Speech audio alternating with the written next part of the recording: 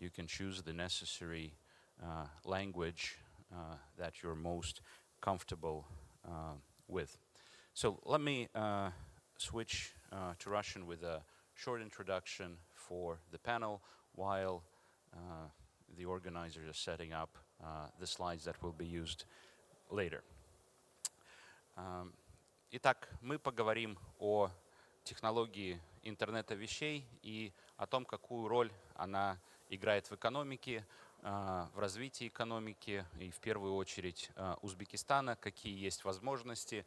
Поговорим о каких-то глобальных кейсах использования этой технологии, рассмотрим реальные примеры из совершенно разных отраслей и поговорим о том, что же нам необходимо для того, чтобы технология интернета вещей на самом деле очень эффективно применялась и развивалась здесь, в Узбекистане.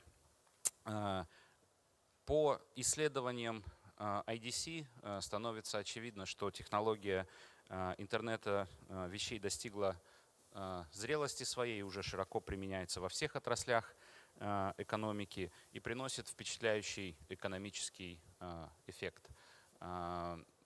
Глобальный рынок интернета вещей уже вот-вот достигнет почти 1 триллиона долларов. Это огромный просто эффект. Это, конечно же, применение и в промышленной автоматизации, в роботизации различных производств. Это умные города, и у нас сегодня будут очень интересные кейсы по умным городам и интернету вещей. Это транспортная отрасль, которая широко применяет технологии интернета вещей. Это, конечно, автомобили, дроны и так далее. И мы видим рост технологий интернета вещей по всему миру, и темпы этого роста только ускоряются. И вот тут очень важно отметить, что технология интернета вещей не может работать без самого главного. Она не может работать без цифровой инфраструктуры, современной цифровой инфраструктуры, которая обеспечивает ее применение во всех абсолютно отраслях экономики. In Uzbekistan, there has been significant investment and, most importantly, significant results in ICT infrastructure that enables many things, and IoT specifically. In the past years, we've seen this tremendous development. And there are some very, very concrete and impressive plans that Uzbekistan has for the future. And I would like to turn to the Minister of Digital Technologies of Republic of Uzbekistan, Mr. Sherzod Shermatov. Minister, can you please share some of the recent really impressive results of implementing this new digital infrastructure and also the plans for the future? And that would really set the stage for our discussion, because without this digital infrastructure, we're not going to be able to implement IoT. Please. Assalamu alaikum. Thank you very much. Once again, I would like to welcome you, Andrew, and all the participants in the Tashkent International Investment Forum. It's a great honor for me. And IoT is a very interesting trend, and we are also thinking about how to create the necessary big infrastructure to make sure that the IoT is going to even further grow. If you just compare what we have so far and just with 5-6 years ago, what we had by that, there is a huge difference in the progress. If just 5-6 years ago, internet was considered as something very luxurious to have, especially the mobile internet was too expensive. The fiber optic lines, it was extremely rare, scarce product to have at home. But currently, it's good to see that almost all people are using internet. Internet is the main source of information to get the news, to get the new knowledge. So we are heavily investing in both. The people in Uzbekistan, the young generation who are looking at technology as an enabler for themselves and for their future. So, a big piece of our solution is not only that we want to, keep it for ourselves, but in fact enable SMEs who may be using, singular applications, leveraging the state infrastructure in order for them to create businesses themselves. So to have a multi-tenancy environment where they can also, generate revenues and build businesses off the back of what the state has invested in and what, other stakeholders can bring to the table. So it's certainly an exciting time. We're very happy to be here, and we're very happy to explore and network and identify how we can get involved, whether that's, the larger projects that are available today, all the way down to, entities who are working with SMEs and enabling them with the right solutions to, to take themselves forward and to continue pushing the agenda that this country has very wisely put in place to invest in the technology space. Very cool. Thank you very much. Thank you. Важным аспектом интернета вещей является безопасность, особенно когда вопросы касаются умных городов, это безопасность граждан. И я бы хотел следующее слово передать Леониду Белецкому, вице-президенту компании Digitex, которая на практике уже внедряет интернет вещей в системах предупреждения населения. И, Леонид, хотел бы попросить вас вкратце рассказать об этом направлении. Ну и потом я тоже задам традиционный вопрос,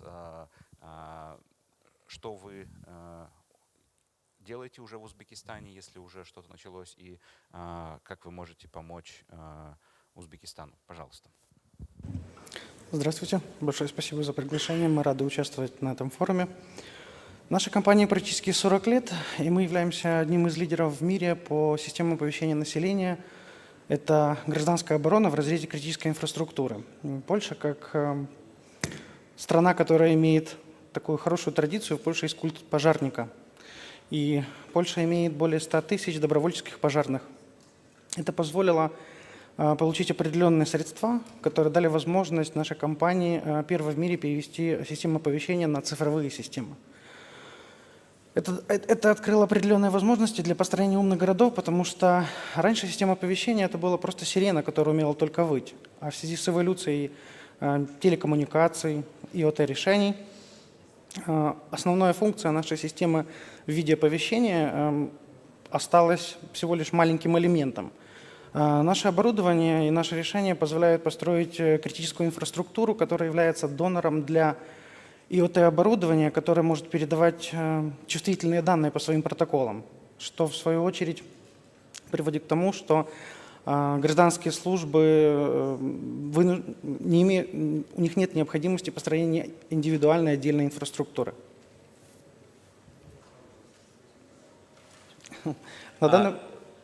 На данный момент, отвечая на тот вопрос, на данный момент мы провели переговоры с горно-металлургическими комбинатами в Наваи и Алмалыке, которые видят прямые экономические и технологические преимущества по применению нашего оборудования в разрезе IoT.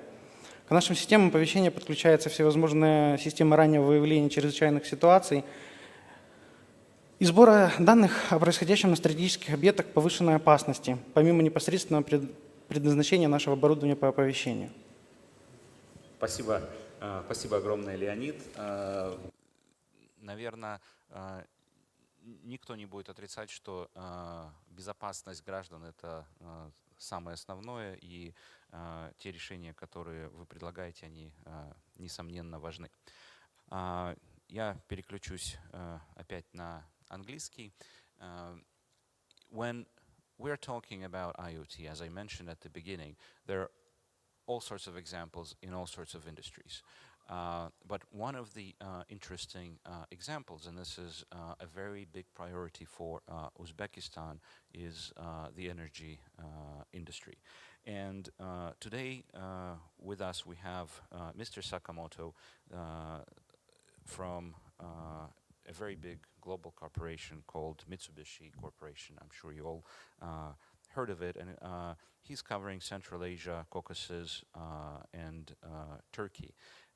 So, Mr. Sakamoto, if you can share some examples of use of IoT in the energy sector and how that allows the companies in the energy sector to change and thrive, please. Thank you very much for giving me a chance to talk in this way. First of all, why we put importance on the energy sector? This is because that we have a very good touching point on the energy sector in Uzbekistan. Since 1993, with the establishment of our office, we've been working for the development of infrastructure and energy and many industries. And especially improvement of the power sector, energy generation. So we realized, we participated in the realization, the construction of the power plants in Uzbekistan. For example, in Navoi region, Talimarjan, Turakurgan. Of course, that was a participation and the realization in the construction stage.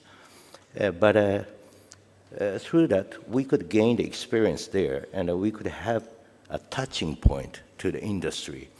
And we believe that part is a very important sector where IoT can be utilized more. Now, in order to operate all the production facility and the generation works, we think quite a lot of the skills, experience shall be required. But if we apply for IoT for those process, of course, first of all, increase of the efficiency will be realized, but also transfer of invisible skill, technology, and other experience can be transferred and shared with many, many people. Of course, Uzbekistan is full of rich human resources, but IoT can accelerate more. So this is a future opportunity here. And why Uzbekistan? I would like to touch upon that. Uzbekistan, in this region, is a center of many industry. Quite a lot of industrial arms are here. So that's why if IoT will be applied, first of all, with a single point, it can be started in one single production facility or plant. But maybe then it can be go enlarged to more into the sector in totally. So that means that in Uzbekistan, there going to be a possibility to have wider application in the sector. And the power sector, energy sector is only the example. It can be applied for others, but as we have a very touching point, so that's why as a company, we are now trying to discuss and deepen our study more how we can contribute in the sector. So now we are at the stage of considering business development in the application of the IoT, utilizing such IoT technology for the increase of efficiency and also for rather efficient operation. So this is what I would like to talk. So this is the industry-wise very potential market, and it can contribute to the further development of the country. And also we'll be very happy to be a part of that. And the second thing, I'd like to add another approach. This is a slide. I mentioned only one page. This is another approach to the industry. So this is not regarding the energy. This is regarding the construction sector, which has a quite a traditional aspect. But so we are working with one Turkish conglomerate, Çalk Group, in Turkey to establish a platform for workers and also the construction machinery. This is a platform approach. Of course, we could achieve a certain volume of platform with those applications, but in that sector also, we have a kind of the possibility to apply for IoT in the future. Because those construction sectors are very traditional. Maybe it can be interpreted that that sector is far from technology like IoT or something. But actually, through the establishment of the platform, we may have a more touching point to IoT. So this is what I'm thinking. Thank you very much. This is very impressive. I mean, we all know Mitsubishi Corporation is a very well diversified, and especially in the industry. So the examples and these best practices that you mentioned in the energy sector, in the construction sector, and many others, if they're brought to Uzbekistan, I think that would have a tremendous impact. Thank you very much. Thank you. Continuing on various sectors, one very important sector that stands out for Uzbekistan is agriculture, and very closely linked to that is water. So agriculture is very important for Uzbekistan, but also this region does have problems with water, but we're actually seeing that globally water scarcity is becoming a very important issue. And here I would like to turn to Mr.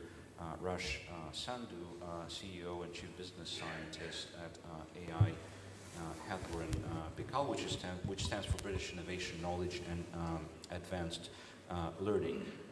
And I heard you have some examples in the agriculture sector that are linked with, let's say, more careful water usage, that would allow us to save some water.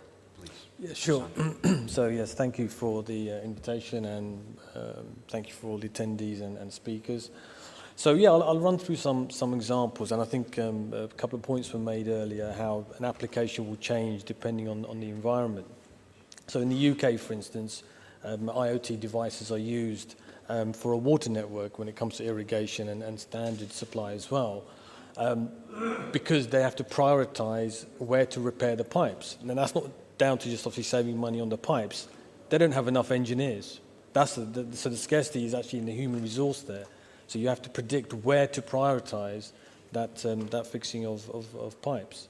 And then you have, when it comes to machinery, and we talk about investment and where to put the money, you can do that through value creation, right? So where there's inefficiencies, there's opportunity. So a simple example is if you have a tractor, so if you have a farm, you might need 2 tractors, right? There's sometimes a small window when it comes to doing the harvest. So in parts of India, for instance, they can't afford to have double tractors, or farms may share. There'll be one redundant tractor. But by using IoT devices, you can actually apply accelerators on specific components on the tractor which may fail. And that vibration, the accelerator will give out vibration feeds to computing, and then you can detect when that part will fail. So then that eliminates the need for an additional tractor to be on standby. So there's many of those simple value, a tractor, I think it's $60,000, $70,000 or something like that. So there you go, you've already created some value there. Another example is a drone, which is basically an IoT device, if you think about it. And that's been used to deliver pesticides. Again, does it in a third of the time of human labor, and you can deliver it at the point of when it's optimized. So that means you've got your sensors in the ground, you've got looking for acidity, has there been rainfall? So you optimize your production on that side as well, when to harvest, when to grow, when to sow your seeds as well. So that's how we look at it. If you can define your challenge statement, that's where you will extract the value, and then you can create that investment. The additional part with Uzbekistan, what we see is And this is all about being collaborative and not being competitive, is that you do have a young population, right? So this is where our plan is by empowering the youth here to actually build those products, right? So I think from what we've seen in the last sort of year and a half we've been working here, you've got the human resource, right? You've got young population, self-taught, right? Not everybody can go to universities. One of the developers said to me, YouTube is their best teacher. So they are being proactive on that. But you need to empower them now to be able to actually set up those tech startups that obviously the country wants, right? So what we're doing is basically saying, okay, you need small Raspberry Pi devices, you need small IoT sensors, we can bring those in. You run small tests. And again, this goes back to, UK or the Western, companies coming here. Don't build in legacy, right? The whole thing with AI and IoT is you have to be agile. Today you might need a sensor, tomorrow you might need a camera. 5G will enable both of those. So the network side of it is, again, keep it agile, make sure it's going to create value in the future as well, and not hold things up. So agriculture will benefit a lot. There's a straightforward mathematics we found that is possible. But then also on the back of that, you can actually create intellectual property, because there's still a lot of scope that hasn't been implemented, let alone Uzbekistan, in other parts of the world as well. This is very interesting. And you mentioned that you've been working here for a year and a half. And what are the plans to further support Uzbekistan? So IoT is going to be like a hose pipe of data, right? So the last thing you want is, the saying goes, 4G was built for human to machine, right? So you could, view YouTube videos quicker and things like that. 5G is machine to machine. So how do you get that tractor before the component fails, it talks to another machine to say, okay, go and order me this part, or do a 3D printing of that part, all right? So that's where the future will go, and that will be enabled by, we believe, in artificial intelligence, having the machines talk to each other, but also having connectivity. If there's 5G connectivity, you have that in real time. For drones to be flying around, you need to have that 5G connectivity as well. Cool. And Uzbekistan is implementing together with United Nations smart agriculture project, so I'm sure there's a lot of linkages to that, and that can be used. Speaking of readiness of Uzbekistan to implementation of IoT, I wanted to turn to the next speaker, Mr. Davron Abdumaminov. He's an international consultant and director of technology and IT solution branch of KPMG here in Uzbekistan. Davron, пожалуйста, поделитесь своим мнением. Какие на сегодняшний день вы видите ключевые барьеры к внедрению IoT в Республике Узбекистан? Ну, во-первых, спасибо большое за приглашение организаторам. Честь быть здесь. Ну, я не вижу на самом деле никаких барьеров для внедрения, и мне кажется, что экономика в целом готова к внедрению. Вопрос в том, что IoT, как говорили предыдущие коллеги, это концепция, которая очень требовательна к технологии, к покрытию радио, причем, как вот у коллег было написано, не только они используют сети операторов, но и Narrowband, и LoRaWAN. В общем-то, это вот технологии, которые позволяют снизить нагрузку с мобильных операторов и обеспечить высокое проникновение. Это один момент. А второй момент, коллеги об этом уже упоминали, требуются, конечно, высококвалифицированные специалисты не просто на фазу, связанную с предпроектным обследованием, но и на внедрение таких проектов. Потому что, опять же, хотел бы сказать, что IoT же это же ведь подсистемы, это и сбор данных, это и хранение данных, и различные манипуляции с этими данными. И все это требует, конечно же, определенных навыков. И еще один момент, о котором хотел бы, наверное, сказать, у коллег уже это было на слайде, и это очень важно, как мне кажется, это то, что подобные решения требуют наличия цодов. Причем цодов не просто цодов уровня как бы статичных, но и облачных цодов. Это позволяет командам разработчиков обычно очень быстро выпускать MVP, проверять экономические эффекты. И, как нам кажется, вот развитие или внимание особенно вот к этому сектору, вот такие технологии, как AWS, которые позволяют получить инфраструктуру очень быстро, в общем-то, и проверить те или иные концепции, это вот очень важно. Здесь, конечно, как мне кажется, внимание уделяется, но хотелось бы, чтобы подобных и людей, и проникновения было больше. Вот. Ну, в целом. Я с вами полностью согласен. Совершенно очевидно, что при отсутствии цодов обрабатывать те огромные массивы данных, которые со всевозможных IoT-устройств приходят, будет невозможно. И насколько мы видим и слышим, в Узбекистане идет очень активно строительство новых цодов. Но так как мы в IDC очень любим все считать конкретно, мы вот как раз в данный момент проводим исследование рынка центров обработки данных в Узбекистане для того, чтобы понять, какая на сегодняшний день ситуация с цодами и, самое главное, помочь спрогнозировать дальнейший рост и необходимость в центрах обработки данных. Поэтому в ближайшее время этим исследованием поделимся. Спасибо большое, Даврон, за ваши комментарии. Я надеюсь, что мы все знаем компанию KPMG, знаем, что она очень диверсифицирована. Я знаю своего коллегу, который возглавляет KPMG по Центральной Азии, он мне много рассказывает. И очень классно, что помимо основной аудиторской деятельности представлена также ваша деятельность. Я надеюсь, что вы сыграете очень важную роль в развитии, в данном случае IoT в Узбекистане. Спасибо вам большое. Спасибо большое. Да, если позволите, буквально еще минуту внимания. Да, КПМГ действительно очень много инвестирует в технологии IoT. Это и здравоохранение, это и паблик-сектор, и производственный сектор. В регионе мы достаточно давно уже разрабатываем собственную платформу по сбору данных с промышленных устройств. Это как раз таки вот тема этой сессии для того, чтобы управлять и прогнозировать, допустим, выходы из строя того или иного оборудования. И плюс очень важно, вот хотел бы тоже рассказать про небольшой кейс. У нас в регионе очень становятся популярными гибридные электрические автомобили.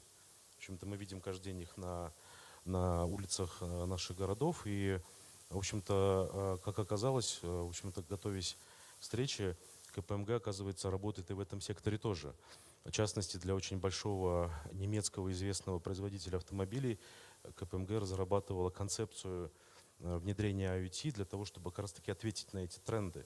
Как обслуживать эти автомобили, как эффективно использовать зарядные станции, как бережливо заниматься обслуживанием батарей.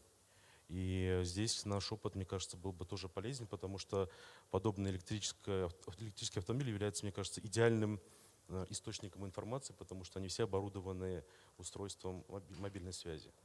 Да, поэтому спасибо еще раз большое. Надеюсь, что наш опыт будет полезен. Спасибо. Да, полностью с вами согласен, совершенно верно. На сегодняшний день автомобиль — это по сути сбор всевозможных датчиков интернета вещей, которые общаются друг с другом как внутри самого автомобиля, так и со всеми платформами, с которыми он взаимодействует. И очень хорошо, что вы так подвели нашу дискуссию к автомобилям, потому что следующий наш спикер — это один из основателей группы компаний «Сергек», которая именно начала свою историю с автомобилей и безопасности дорожного движения в Казахстане, а теперь переросла уже в большую платформу для умных городов с использованием в том числе всевозможных датчиков интернета вещей. Но я бы хотел попросить Асета Ахметова, сооснователя Сергека, рассказать, начать свой рассказ в первую очередь с вопросов инфраструктуры, потому что Шерзот Хатамович сказал про инфраструктуру телекоммуникаций. Это, несомненно, важно, и я знаю, что это та проблема, с которой вы сталкивались, но я также знаю, что была ведь еще и проблема в электричестве, потому что любые устройства на сегодняшний день, работающие на IoT, они требуют электричества. Поэтому, Асет, если можно начать историю, ну, может быть, вкратце о Сергейке, но в том числе вот затронуть вопрос электрической инфраструктуры и как вы эти вопросы решали. Спасибо большое, Андрей. Очень приятно принять ваше приглашение на участие в этом форуме. Господин министр, спасибо. Вот действительно очень интересная тема. Допустим, кейс такой, что все, вот сейчас мы не раз слышали, что последняя миля, то есть магистральные каналы связи, но, допустим, вот на слайде у коллег из Бонд были кейсы, когда мы рассматриваем средства связи и Bluetooth, и 5G, и 4G, и все беспроводные, это не охватывая оптику, но мы еще не слышали же беспроводного электричества.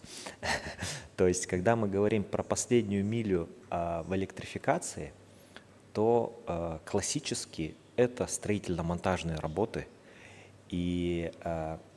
но есть очень большая тенденция в IoT-девайсах в частности, что конечные устройства, если раньше IoT-девайсы были очень мало энергоэффективными, то есть это были датчики, скажем, счетчиков электричества, воды, датчики объема на дорогах, присутствия.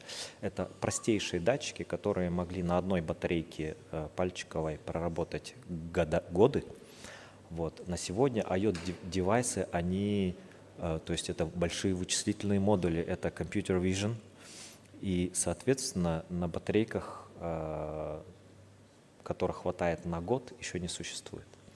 Вот. И решение проблемы электрификации стояло во главе, потому что если какой бы ни был умный девайс, если ты его не подключишь к электричеству, ну, как бы звучит утопически, но да, то есть у нас покрытие 5G, 4G, там оптика даже приходит, но оптика, она пассивная, может там сотни километров идти без электричества.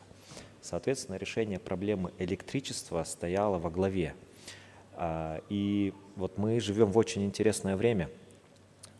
Буквально недавно появились там технологии по очень быстрому беспроводному интернету. Буквально недавно появились очень энергоэффективные вычислительные машины, как NVIDIA Jetson, ну, то есть очень хорошие сервера, микрокомпьютеры, которые, скажем, потребляют относительно небольшое количество электроэнергии, и все большие игроки захотели их применять в IoT. Вот. И наша главная задача – это строить быстро эти города, а чтобы быстро строить, мы решили уйти от строительно-монтажных работ, то есть мы не можем себе позволить в большом городе, например, даже как Ташкент, заниматься прокладкой электрокабелей в центре города, в исторических местах. И решения по, скажем, использованию литий-полимер-металл батарейки, сейчас новые появились, они очень сильно спасают ситуацию. И, скажем, последняя миля в электрификации на сегодняшний день – это очень хорошая связь батарей и беспроводной связи. Допустим, кстати говоря, Узбекистан находится в очень хорошей широте относительно Солнца, экватор. И здесь очень удобно будет использовать и солнечную энергию, потому что в Казахстане, в северных регионах уже практически невозможно использовать солнце круглый год. Узбекистан здесь в очень хорошем положении, что солнечная панель плюс хорошая современная батарея, плюс, возможно, какой-то бэкап электричества даст очень хороший эффект. Вот. И возвращаясь к проекту, в общем, Сергек, умных городов, на сегодня невозможно представить ни один умный город без, скажем, умного оркестрирования транспортом, потому что как бы пробки, безопасность сегодня также очень важна для самих горожан. И то, что нам получилось достигнуть в Казахстане, это и уменьшение смертности на дорогах практически в 2 раза. То есть это внедрение подсчета аналитической информации, которую можно собирать с трафика. Мы это называем ITS 2.0. То есть когда мы не просто замеряем объем и количество автомобилей, мы идентифицируем этот транспорт и понимаем, почему же конкретно в этом месте возникают дорожные заторы, как же городу распланировать автобусные маршруты таким образом, не только по маршруту, но и по времени, чтобы население было максимально удовлетворено. На сегодня эти технологии абсолютно доступны, и имея хороших игроков в сфере Smart City, города получают очень большую пользу, очень большой толчок, скажем, эффективности самих горожан, потому что это как минимум экономит время. Я уже не говорю про безопасность, которую город получает в первую очередь. Ну и вот такие вот проекты, я думаю, очень нужны на сегодня всем развивающимся городам. Спасибо большое, Асет. Вчера во время пленарной сессии с участием господина президента было озвучено, что в Узбекистане среднее количество солнечных дней 310 из 365, и поэтому совершенно верно, что можно использовать солнечную энергию для того, чтобы заряжать батареи. Но я еще хотел бы остановиться на одном моменте. Вот вы же начали с камер, а вот применительно к IoT, какие у вас еще датчики используются сегодня в ваших решениях? Ну, на сегодня мы анализируем качество воздуха. То есть это очень большой тренд. Я думаю, вот я прилетал сюда зимой, тоже видел, как вот у нас в Алмате есть проблема со смогом. Я тоже это заметил. Это тоже тренд сейчас мировой. Вот, замеры качества воздуха и подход такой, что для того, чтобы начать решать проблему, нужно понять, то есть нужно ее посчитать. И это не простое измерение качества воздуха, то есть мы и на глаз видим, что что-то не то. Здесь выявление конкретных источников, то есть если мы говорим про автомобили, мы говорим про частный сектор, то есть мы совершенно точно перед применением каких-то жестких, возможно, масштабных мер должны понимать, то есть в первую очередь датчики привязывают выхлопы к определенному транспорту. Согласно, скажем, аналитическим данным, мы точно знаем, сколько этот транспорт проезжает километров. Мы можем, в принципе, моделировать всю эту ситуацию, то есть сколько каждая единица транспорта делает импакт на экологию городов. Вот. Также есть датчики, которые анализируют звук, потому что ну, вот, особенно в теплых странах, когда, скажем, летом бывают автомобили, которые сильно шумят, это города, которые ведут очень большие стройки, когда ну, вот как раз-таки, скажем, развивающиеся, растущие города, привязывать звук к автомобилю. То есть понятное дело то, что, скажем, в определенное время нельзя шуметь, либо автомобили не совсем технически, скажем, ну, нарушают какие-то стандарты по зашумлению, и в больших городах сегодня это выходит наперед. То есть такое регулирование, оно важно для горожан, что это не просто, там, это должен быть удобный, комфортный город. Вот. Ну и уже такой традиционный вопрос, что вы уже делаете в Узбекистане, и самое главное, что вы еще могли бы и хотели бы сделать для Узбекистана, как инвесторы, компания, которая пришла на инвестфорум? Ну, на сегодня у нас есть рабочий проект в Узбекистане он небольшой, но он уже существует. Мы уже прошли, скажем, все процедуры сертификации и так далее. Но, конечно же, для нас очень важно, скажем, сам город Ташкент.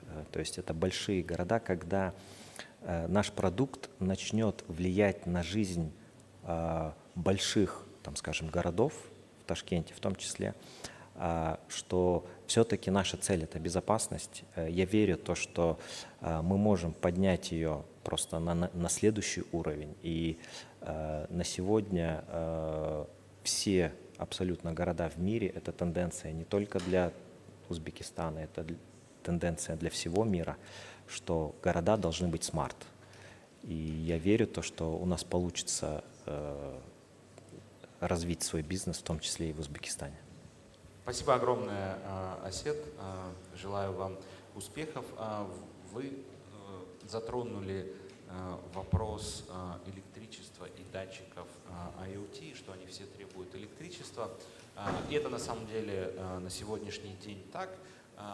Но я на прошлой неделе находился в городе Шэньчжэнь и посещал офисы и лаборатории компании Huawei. Я так понял, что мы с Шамзот Хатамовичем ходили друг за другом. В частности, компания Huawei показала там совершенно новый датчик нового типа. Это, конечно же, датчик простейший, который посылает очень мало информации, но тем не менее они показали первый датчик, который будет работать, не требуя элемента питания. Он будет получать питание из тех радиоволн, которые охватывают сегодня все, в том числе радиоволн 5G, и он таким образом получает достаточное количество энергии и преобразовывает ее в энергию электрическую для того, чтобы на короткое время дать питание из сенсора какого-то, снять информацию, например, это может быть температура или влажность воздуха или почвы, но самое главное, что это по сути вечный датчик, который можно, например, закопать в землю, и он будет подавать в определенное время сигнал о тех или иных параметров своего окружения. И вот тут я хотел бы как раз перейти к компании Huawei. Компания, конечно, огромная и помимо датчиков занимается в первую очередь, конечно, инфраструктурой связи. Давно работает в Узбекистане, насколько я знаю, тоже 24 года. Да, 20 лет. Много делается для страны. И вот я бы хотел попросить вас поделиться именно видением Huawei в области IoT, что делает компания, самое главное, что она может сделать, было бы очень интересно. Пожалуйста. Hello, ladies and gentlemen, dear moderator, your excellency speakers. I'm wireless expert in Huawei, Uzbekistan, and let's talk about MBIoT and how to modernize Uzbekistan in this sphere. So now our honorary speakers talked about, for example, gold mining, agriculture, smart cities. So for this is everything is okay, but we have to build the signal. And how we can build the signal for all these spheres. And actually Huawei is working in three spheres in Uzbekistan. This is consumer business, this is carrier business, and this is enterprise business. And the main important here is carrier business, which I'm working. So we are working with all the operators in Uzbekistan, like Uzmobile, UMS, and Beeline. And they already have very good infrastructure. Mobile penetration in Uzbekistan is coming to 100% in these days. And LTE penetration is coming to the 80% by the end of 2023. So this is actually very good infrastructure to all the spheres, make this signal for the NB-IoT, narrowband Internet of Things. As my colleague told, we have a lot of concepts and like LoRaWAN, like LTM, like NB-IoT, but from the carrier perspective, I think, and our vision of Huawei is, it's better to use cellular operators with their infrastructure of the LTE and build NB-IoT based on the LTE network. So that's why the coverage is, as I told, 80%. And as a wireless expert, I can tell you that sometimes it's just software upgrade to make NB-IoT possible in some area. For example, in Tashkent, LTE penetration is very good. And comparing with the LTE, NB-IoT has very narrow band, and penetration is very good. So I can provide several cases. For example, now Uzbekistan office in Middle East and Central Asia region, we are within Huawei, we are learning from this region as well. But very good case from Kazakhstan actually. Now one operator in Kazakhstan initiated NB-IoT coverage in the country, and already in Almaty with the Huawei, more than 100 base stations is working and providing smart electricity, smart gas, and smart water meters. So this is the very good case when third-party IoT platforms, Huawei, and the B2B department of the operator cooperating for providing such stuff for the people and also for the country. Okay. Very cool. And what are your plans in Uzbekistan in the area of IoT for the nearest future? Actually, we already have smart gas meters in Uzbekistan. This is, if I'm not mistaken, maybe more than 5 million. But all these gas meters and electricity meters working with 2G technologies like GPRS. This is actually good. This is smart. But I think step by step, it go further for the LTE technology and NB-IoT based on the LTE. And my vision is we should have some national strategy as well. For example, for digital technologies, Ministry of like emergency situations, Ministry of Construction, and the cooperation of all government structures to build some national view or vision as like digital Uzbekistan 2030. And for business, I think we have very good market in Uzbekistan. For example, as my colleague told, Sergek, this is actually a very beautiful name, Turkic, like in Uzbek, this Sergek. I think those kind of businesses will be very happy come to our country. And Huawei, from our perspective, we can provide this tube, as I told, because a lot of equipment of the operator by Huawei. And also, for example, we have data center in Tashkent region. This is about cloud solutions. So I think Huawei can help and for sure will help in these spheres. Thank you. Okay. Thank you very much. I 100% agree with you. And you know, my vision is for the Central Asia region is to grow as one big digital market, because when it's big, that's when it becomes interesting to global players to come and operate here. And for that, we need first the infrastructure that transmits, whether it's wired, and then the next level is wireless. We need the data centers and the cloud that would be processing, and then after that we can have all these very, very cool applications that we have discussed during the panel today.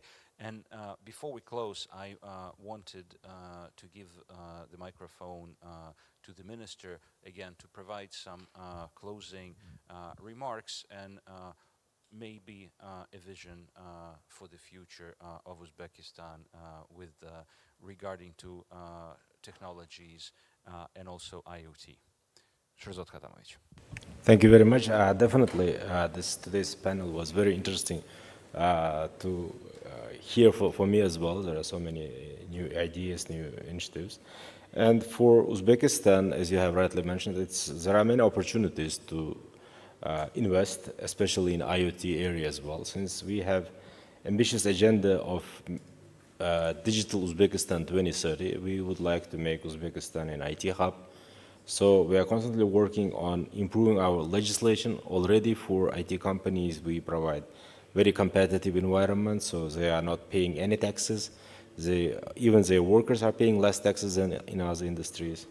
We are investing a lot on capacity building, on IT education, and of course, we are trying to make the very competitive digital infrastructure available so that it will meet all the other requirements. And also, we are pushing digitization agenda for all other government agencies as well as the state-owned enterprises, like it was mentioned here, so that all those state-owned enterprises as well as the government agencies, once they think about digitization, then they will expose the opportunities like if for the case of the water saving.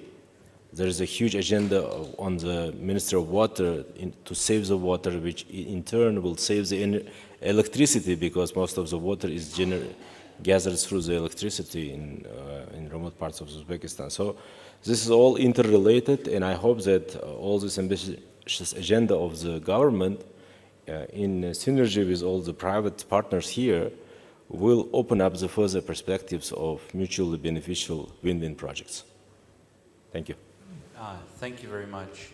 Minister, I very much encourage the representatives of the Ministry of Digital Technologies and Ministry of Investment to follow up with the participants of the panels, especially those that have mentioned that they're ready to come and to invest or expand their investments in Uzbekistan, because I like every panel to have a tangible result, and especially at such an important forum for Uzbekistan. Thank you very much to all of the panelists. Thank you very much to all of the participants. And I look forward to seeing you more, and also at the next Tashkent International Investment Forum next year. Thank you very much. Я предлагаю сделать фотографию на память. Спасибо.